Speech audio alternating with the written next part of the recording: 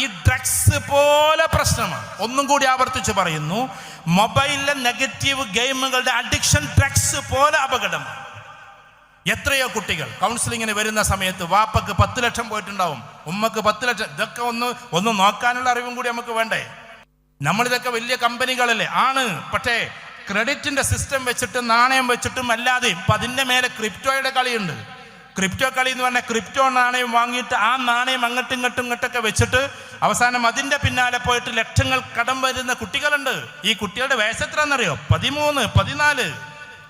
മാതാവിൻ്റെ അല്ലെങ്കിൽ പിതാവിൻ്റെ ഇത് ഉപയോഗിച്ചിട്ട് ക്രെഡിറ്റ് വാങ്ങാൻ. നമ്മൾ ചിലപ്പോൾ ക്രെഡിറ്റ് കാർഡ് ഉപയോഗിച്ചിട്ടുണ്ടാവില്ല. പക്ഷെ ഈ കുട്ടികൾ നോക്കൂ, നിങ്ങൾ 4 കാർഡിൽ പൈസ വാങ്ങിയിട്ട് 4 കാർഡിൽ 36,000 അവിടെ, 56,000 ഇവിടെ, 75,000 ഇവിടെ, 1,05,000 ഇവിടെ എന്ന് പറഞ്ഞിട്ട് കണക്കും കൊണ്ടുവരും. ഏജൻസികളുണ്ട് ഇതിന്.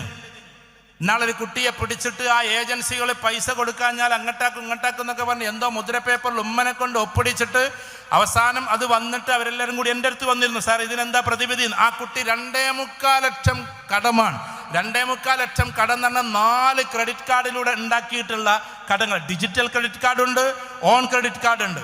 ഡിജിറ്റൽ ക്രെഡിറ്റ് കാർഡ് വേറെയാണ്, മറ്റത് വേറെയാണ്. ഇതിലൂടെ ഒക്കെ ഇത് പോകുന്നുണ്ട്. ഇതിനെപ്പറ്റി നമ്മൾ അറിയണം. പഴയ പോലത്തെ രക്ഷാകർതൃത്വമല്ല സത്യത്തിൽ ഈ കാലഘട്ടത്തിലെ രക്ഷാകർതൃത്വം. രക്ഷാകർതൃത്വം പണ്ട് എന്ന് പറഞ്ഞാൽ കുട്ടികൾ മാങ്ങറിയാൻ പോകുന്നുണ്ടോ, അയൽവാസിൻ്റെ വീട്ടിൽ നിന്ന് പിന്നെ എന്തെങ്കിലും കൊണ്ടുവരുന്നുണ്ടോ, അതൊക്കെ നോക്കിയാൽ മതിയായിരുന്നു. ഇന്ന് നിങ്ങൾ ഡിജിറ്റൽ കറൻസിയെ കുറിച്ച് അറിയണം. ഡിജിറ്റൽ കറൻസിയിലെ ക്രിപ്റ്റോയെ കുറിച്ച് അറിയണം. ക്രിപ്റ്റോ എന്ന് പറയുന്നതിന് ട്രേഡിങ് നിങ്ങൾ അറിയണം. ഇതിനെക്കുറിച്ചെല്ലാം അറിഞ്ഞാലേ നല്ല ഒരു പാരന്റ് ആകൂ.